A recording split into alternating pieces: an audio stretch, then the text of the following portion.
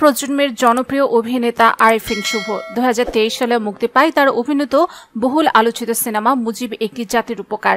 ছবিটি নির্মিত হয়েছে ভারত বাংলাদেশের যৌথ প্রযোজনায়। পরিচালনা করেছেন ভারতের প্রখ্যাত পরিচালক শ্যাম বেনেগাল। ছবিটিতে ফুটে তোলা হয়েছে বঙ্গবন্ধু শেখ মুজিবুর রহমানের জীবন ও সংগ্রাম।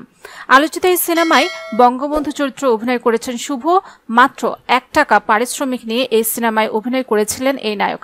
সিনেমায় শুভর অভিনয় প্রশংসিত হলে সাবেক প্রধানমন্ত্রী শেখ হাসিনা রাজুকে 10 কাঠার একটি প্লট দেন তাকে।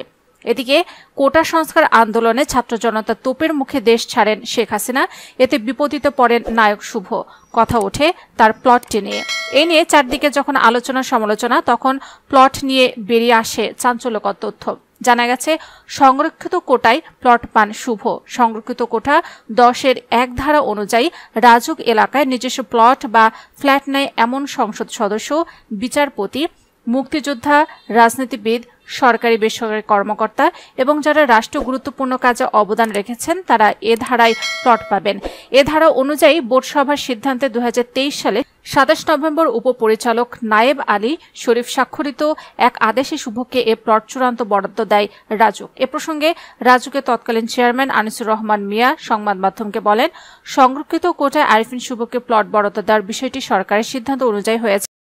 বছরের শুরুতে রাজুক সূত্রে জানা গিয়েছে 2023 সালের 18তম বোর্ড সভাটি অনুষ্ঠিত হয় 27 নভেম্বর। এ বোর্ড সভাতে অভিনেতা আরিফিন শুভর নামে 10 কাঠা আয়তনের একটি প্লট বরাদ্দ দেওয়া হয়েছে।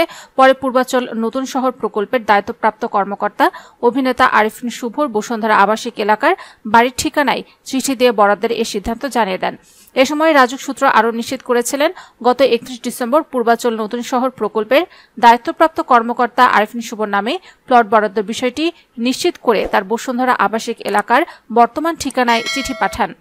তবে শুভ বিষয়টি নিয়ে নিশ্চুপ ছিলেন। তখন বলেছিলেন, মধ্য এক বড় ভাইয়ের সঙ্গে দেখা করতে গিয়েছিলাম, কিন্তু সেটা রাজুকের প্লট বরাদ্দ বা এমন কিছু নয়।